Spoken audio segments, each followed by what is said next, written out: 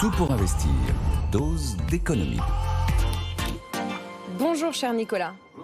Vous allez nous décrypter la forte hausse des prix du gaz qui a été observée hier. Est-ce qu'on peut directement la corréler à ce qui se passe déjà au Moyen-Orient? Celle d'hier, absolument, oui, parce que c'est lié à une décision très claire de Chevron, l'américain, qui, sur ordre de l'État israélien, a décidé de mettre à l'arrêt son gisement de gaz offshore à 90 km des côtes israéliennes, en face d'Haïfa.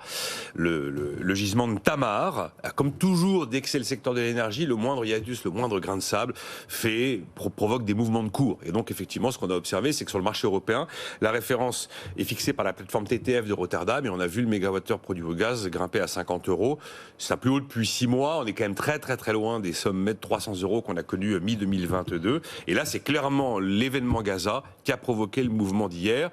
Le problème, c'est qu'il y a plusieurs perturbations dans l'offre à d'autres endroits de la planète aujourd'hui quand on parle du gaz, justement. Est-ce que vous allez nous lister beaucoup d'autres menaces? Il y en a deux. Il y a une fuite importante qui a été décelée dans un gazoduc qui relie la Finlande à l'Estonie, aux pays baltes.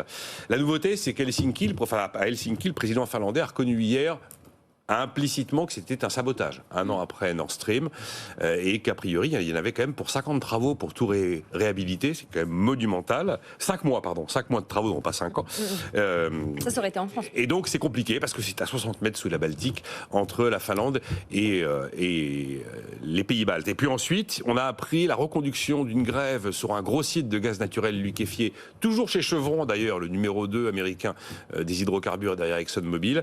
Donc grève en Australie, cette fois-ci, qui va recommencer mercredi prochain. Mais en même temps, vous prenez le prix du baril de pétrole qui s'est sacrément détendu, puisqu'on est redescendu sous les 86 $ le baril.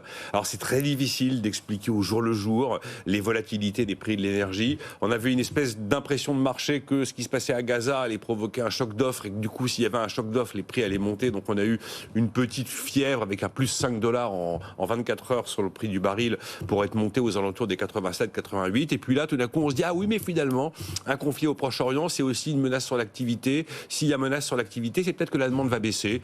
Bon, mais à ce stade, quand on voit ce qui se passe sur le prix du baril de pétrole, avec la gravité de ce qui se passe au Proche-Orient, quand on voit ce qui se passe sur le gaz, on peut pas affirmer que les événements du Proche-Orient nous dessinent un nouveau choc énergétique, comme la guerre du Kippour en octobre 73 avait été le point de départ d'un choc pétrolier. Parce que finalement, ce qui se passe à Tamar, là, sur le site de Chevron, c'est tout petit en termes de production de gaz mondial. Ça peut pas... Voilà. J'ai envie de dire que, de manière palpable, ce qui se passe sur les champs pétroliers ou les champs gaziers n'est pas en train de nous annoncer un choc énergétique qui serait lié à cette nouvelle tension géopolitique. Bon, donc pas de nouveau énergétique. Il n'y a pas de choc pétrolier ou de choc énergétique. Évidemment, bon, on est tous dans nos angoisses, dans nos... Ça peut arriver. Et pour l'instant, il n'y a pas les éléments pour pouvoir l'argumenter. Donc, pas de choc. Nous ne nous faisons pas au oiseau de mauvais augure. Néanmoins, au bout de l'histoire, on se dit tous que ça va nous toucher au porte-monnaie et à la pompe à un moment. C'est sûr, c'est évident. Si vous avez un phénomène d'inflation sur les prix de l'énergie, qui a été vraiment le phénomène inflationniste, le premier phénomène inflationniste qu'on a observé, excepté les phénomènes d'inflation sur les prix des actifs provoqués par les politiques monétaires des banques centrales. Mais ça a été vraiment exogène et provoqué par l'énergie, le début du pic d'inflation. Oui, évidemment, ça finit sur le porte-monnaie, surtout quand on parle du gaz, parce que vous savez qu'on a une particularité en Europe, c'est d'avoir construit un marché européen, un marché unique européen de l'énergie, selon les théories qui avaient été imaginées par Marcel Boiteux, décédé récemment à l'âge de 102 ans, qui fut le patron emblématique d'EDF au moment de la création du parc nucléaire français. Théorie de Marcel Boiteux qui n'ont d'ailleurs jamais été appliquée à l'époque.